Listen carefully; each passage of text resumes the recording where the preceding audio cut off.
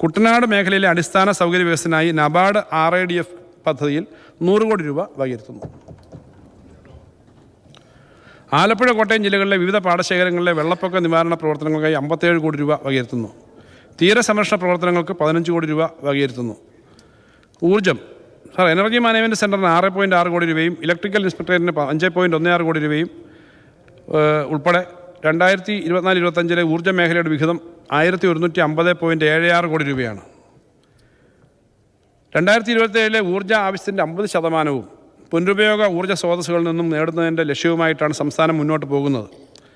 ഈ സർക്കാർ അധികാരത്തിൽ വന്നതിന് ശേഷം 610 മെഗാവാട്ട് സൗരോർജ്ജവും 44.5 മെഗാവാട്ട് ജലവൈദ്യുതി ഉൾപ്പെടെ 654.5 മെഗാവാട്ട് വൈദ്യുതോർജ്ജം അധികമായി ഉൽപ്പാദിപ്പിക്കുകയുണ്ടായി. 24-25 സൗരോർജ്ജത്തിലൂടെ 1000 മെഗാവാട്ട് സ്ഥാപിത ശേഷി കൈവരിക്കാനാണ് ലക്ഷ്യമിടുന്നത്. സർ, വിവിധ പദ്ധതികൾക്കായിട്ട് മാങ്കുളം പഞ്ചായത്തിലെ പദ്ധതിക്ക് 40 മെഗാവാട്ട് പദ്ധതിക്ക് 8 കോടി രൂപ വെക്കുന്നു. ചിന്നാർ ചെറുകിട ജല പദ്ധതിക്ക് 10 കോടി രൂപ വെക്കുന്നു. പഴശ്ശി സാഗർ പദ്ധതിക്ക് 10 കോടി രൂപ വകയിരുത്തുന്നു. ഇടുക്കിയിലെ ഡാമിൻ്റെ പ്രതലം സ്ക്രീനായി ഉപയോഗിച്ച് ടൂറിസം പദ്ധതിയുമായി ബന്ധപ്പെട്ട ഒരു വിപുലമായ laser light and sound show ഉൾപ്പെടെയുള്ള ടൂറിസം വികസനം ഉദ്ദേശിക്കുന്നുണ്ട്. അതിനായിട്ട് പദ്ധതിയുടെ ആദ്യ ഗഡുവായിട്ട് 5 കോടി രൂപ അതിന് വകയിരുത്തുന്നു. കോഴിക്കോട് ജില്ലയിലെ ചക്കട്ടപ്പാറയിൽ കുറ്റ്യാടി അഡീഷണൽ എക്സ്റ്റൻഷൻ സ്കീമിന് 7 കോടി രൂപ, ചെറുകിട ജലവൈദ്യുത പദ്ധതിക്ക് 10 കോടി രൂപ എന്നിവ നീക്കിവെക്കുന്നു. പുതിയ ജലവൈദ്യുത പദ്ധതികളുടെ സാധ്യതാ പഠനങ്ങൾക്ക് 15 കോടി രൂപയാണ് വകയിരുത്തുന്നത്.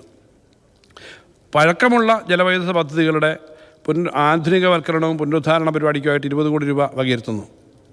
സർ, 2018-19 വർഷങ്ങളിലെ പ്രളയങ്ങൾ KSEB നിർമ്മിതികൾക്ക് വൻതോതിൽ നാശനഷ്ടം ഉണ്ടാക്കിയ സാഹചര്യത്തിൽ വൈദ്യുതി ഉൽപ്പാദന, പ്രസരണ, വിതരണ മേഖലകളിൽ പ്രളയ പ്രതിരോധ നിർമ്മാണ പ്രവർത്തനങ്ങൾ നടത്തുന്നതിനായി 18.18 കോടി രൂപ വകയിരുത്തുന്നു. ദ്യുതി പദ്ധതിക്ക് 400 കോടി രൂപ വകയിരുത്തുന്നു. കഴിഞ്ഞ വർഷത്തേക്കാളിലും ഇത് 24 കോടി രൂപ അധികമാണ്. ഇടമൺ കൊച്ചി മടക്കത്തറ നഷ്ടപരിഹാര പാക്കേജിന് വേണ്ടി 20 കോടി രൂപ വകയിരുത്തുന്നു. ഊർജ്ജ മേഖലയിൽ ആരംഭിച്ച innovation fund and escort startup പദ്ധതിയുടെ വയബിലിറ്റി ഗ്യാപ്പ് ഫണ്ടിൻ്റെ സംസ്ഥാന വിഹിതമായി 31.62 കോടി രൂപ വകയിരുത്തുന്നു. പാരമ്പര്യേതര പുനരാവർത്തക ഊർജ്ജ സ്രോതസ്സുകൾ അനർട്ടിൻ്റെ പ്രവർത്തനങ്ങൾക്ക് 50.2 കോടി രൂപ വകയിരുത്തുന്നു.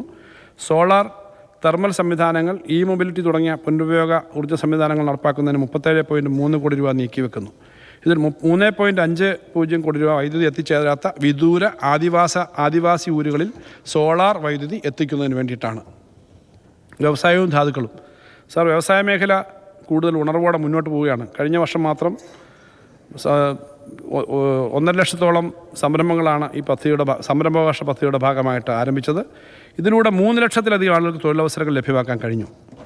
ഉയർന്ന വളർച്ചാ സാധ്യതയുള്ള 22 മേഖലകളിൽ ഉൽപ്പാദനം, നവീകരണം എന്നിവ വർദ്ധിപ്പിക്കുന്നതിനായി മേക്ക് ഇൻ കേരള പദ്ധതി ആവിഷ്കരിച്ചിട്ടുണ്ട്. കേരളത്തിലെ വ്യവസായ സൗഹൃദ അന്തരീക്ഷം കൂടുതൽ മെച്ചപ്പെടുകയാണ്. അന്താരാഷ്ട്ര തലത്തിലെ പ്രധാന കമ്പനികൾ കേരളത്തെ തേടിയെത്തുന്ന വാർത്തകൾ നാം കാണുന്നു. വ്യവസായവും ധാതുക്കളും എന്ന മേഖലയ്ക്കായി 1729.13 കോടി രൂപ വകയിരുത്തുന്നു. ഇടത്തരവും വലുതുമായ വ്യവസായങ്ങൾക്കായി 24-25 ബജറ്റിൽ 773.09 കോടി രൂപ വകയിരുത്തുന്നു. സർ, വിദേശ മദ്യം കേരളത്തിൽ ഉൽപ്പാദിപ്പിച്ച അന്യ സംസ്ഥാനങ്ങളിലേക്കും വിദേശത്തേക്കും കയറ്റുമതി ചെയ്യാൻ സാധ്യതകൾ ഏറെയുണ്ടെന്ന് ഇത് സംബന്ധിച്ച് പഠിച്ച വിദഗ്ധ സമിതി റിപ്പോർട്ട് ചെയ്യുന്നത്. കേരള ബ്രാൻഡ് ഉൽപ്പന്നങ്ങൾ ഉൾപ്പെടെയുള്ളവ കയറ്റുമതി ചെയ്യുന്നതുമായി ബന്ധപ്പെട്ട് നിലവിലുള്ള ബുദ്ധിമുട്ടുകൾ പരിഹരിക്കാൻ വേണ്ടി ഉള്ള നിർദ്ദേശം കമ്മിറ്റി മുന്നോട്ട് വെച്ചിട്ടുണ്ട്. ഈ നിർദ്ദേശങ്ങൾ പരിശോധിച്ച് പ്രായോഗികമായി നടപ്പിലാക്കാൻ വേണ്ട നടപടികൾ സ്വീകരിക്കുകയും അതിന് വേണ്ട സഹായം ചെയ്യുകയും ചെയ്യും. ഗ്രാമീണ ചെറുകിട വ്യവസായങ്ങൾ. പട്ടികജാതി, പട്ടികവർഗം, വനിതകൾ, യുവാക്കൾ, ഭിന്നശേഷിക്കാർ എന്നീ വിഭാഗങ്ങളെ ലക്ഷ്യമിട്ടുകൊണ്ട് MSMEകൾ മുഖേന വിഭാവനം ചെയ്തിരിക്കുന്ന ഗ്രാമീണ ചെറുകിട വ്യവസായ പദ്ധതിക്കായിട്ട് 215 കോടി രൂപ വകയിരുത്തുന്നു. എല്ലാ സ്വയം തൊഴിൽ പദ്ധതികളും സംയോജിപ്പിച്ച് ഒരു കുടക്കീഴിൽ കൊണ്ടുവരുന്നതിനായി 2024-25 വർഷം 58.5 കോടി രൂപ വകയിരുത്തുന്നു. 2000 യൂണിറ്റുകളെയാണ് ലക്ഷ്യമിടുന്നത്. സാർ, വായ്പാബന്ധിത പ്രൊജക്ട് മാർജിൻ മണി ഗ്രാൻഡ് അനുവദിക്കുന്ന പദ്ധതിക്കായി 17.06 കോടി രൂപ വകയിരുത്തുന്നു. സാർ, 12 കോടി രൂപ കേന്ദ്രവിഹിതം പ്രതീക്ഷിക്കുന്ന PM formalisation of micro food processing enterprises എന്ന പദ്ധതിക്ക് വിഹിതമായി 8 കോടി രൂപ വകയിരുത്തുന്നു. പ്രവർത്തനക്ഷമമായ MSME സംരംഭങ്ങളെ സഹായിക്കുന്ന പദ്ധതി പാക്കേജിനായി 18.02 കോടി രൂപ വകയിരുത്തുന്നു. സാർ, സംസ്ഥാനത്ത് പുതു സംരംഭങ്ങൾ ആരംഭിക്കുന്നതിനായി 2024-25 സാമ്പത്തിക വർഷം 43 കോടി രൂപ വകയിരുത്തുന്നു.